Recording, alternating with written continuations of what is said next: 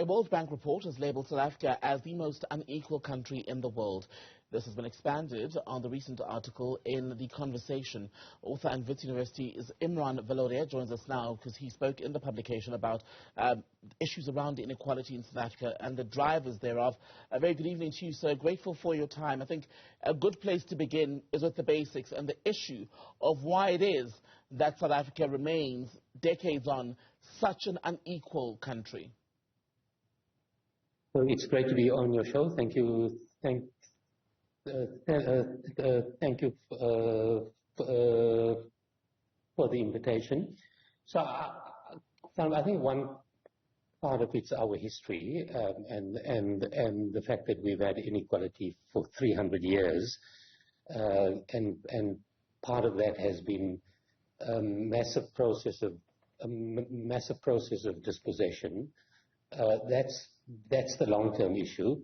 The kind of short-term issue is that the reality is that our economy has simply not generated enough jobs to kind of raise the incomes of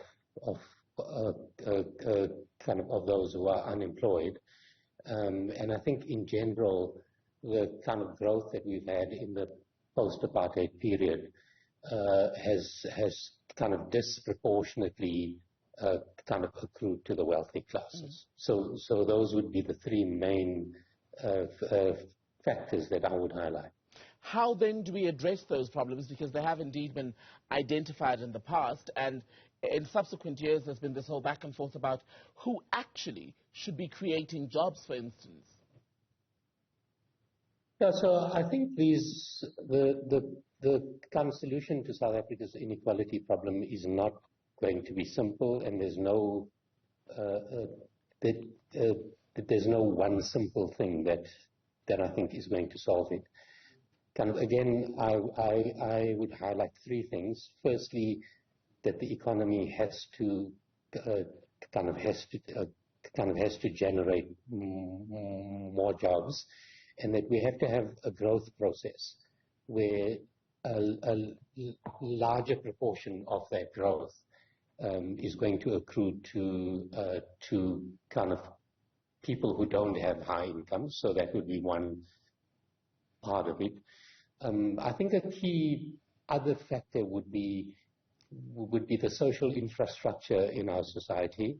I think it's much harder for low-income households to kind of generate economic activity because of the poor infrastructure on things like transport, on getting products to the market, etc. And I think a third dimension which we shouldn't hide from as well is that we kind of do have a problem of the kind of incomes of the really high earners being much too high. Mm-hmm. And I think there's lots of policies such as much better tax systems, policies like taxes on wealth, etc., that are pretty much the norm elsewhere. And I think we need to think about solving these problems not by kind of using just one thing, but by using a range of policies to solve the problem. And with that in mind, we talk a lot about closing the gap between the wealthy South Africans and the people at the lower level of the economy who are already in jobs but earn so little that they simply would never be able to keep up or catch up to the others at the top. But the other emerging problem, Mr. Valodia, is around South Africans who've simply given up on any hope of finding work, have stopped trying to find work because they've been unemployed, some say 5, 10, or even 20 years. How big of a problem is that going to be in trying to bridge that gap, or at least narrow it? No, I think it's a pretty substantial problem. I mean, a large. So if we calculate the unemployment rate, that kind of excludes those who've kind of abandoned any hope of finding work. We get an unemployment rate of something around 35%. If we include those who've kind of abandoned hope, then I think we get an unemployment kind of rate that is closer to 45%. So it's a large number of South Africans that are in this position. It comes back to the nature of the growth process that we've had. We've simply not kind of grown this economy in a way where it's providing a sufficient number of jobs for a growing workforce. Right. And I think that's really the essence of the challenge. I did note in your remarks in the conversation that, for example, one of the issues you spoke to is around this claim that is repeated, that South Africa is the most unequal society in the world. And I wonder, I'd like you to unpack that for some of our viewers who've not seen the piece, but also speak to why perhaps some of the comparisons may not even work in comparing South Africa perhaps to more developed nations, in how well they're each doing when it comes to the issue of inequality. Yeah, so we are among the countries with the highest inequality in the world, but it's of countries that do have the data for us to do the calculation. Really, the most widely used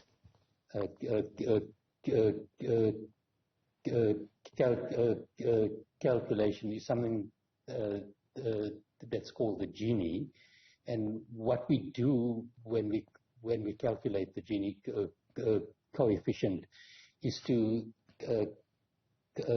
kind of estimate kind of how the income of a country spread among everyone in that country. And if we come in the most extreme form, you would have a Gini of 1, and that's where you have absolute inequality. So all of the income would kind of accrue to one person, and the number of 0 is where you have perfect equality in that everyone has exactly the same income. So if we compare South Africa across the globe, we end up with a number somewhere close to 2.67, which is the highest of all of the countries in the world where these data do exist. To kind of give you some benchmark, if we take countries in Scandinavia, which tend to be quite equal societies, they tend to have Ginis around 0.2, 0.25.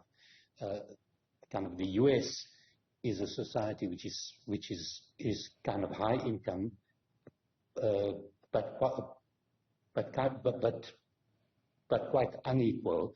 They have a Gini around the 0.4, 0.45 range. So really, kind of South Africa's inequality does stand out, but it's important also to say that there are a number of societies around us.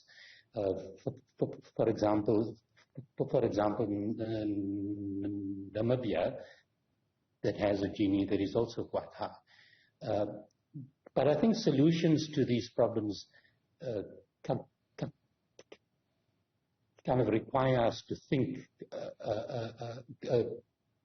about a number of instruments that do impact on levels of inequality, and I don't think that there's any simple solutions to it. So good to speak to you, Imraan, Valodia. Thank you so much for your time tonight, sir.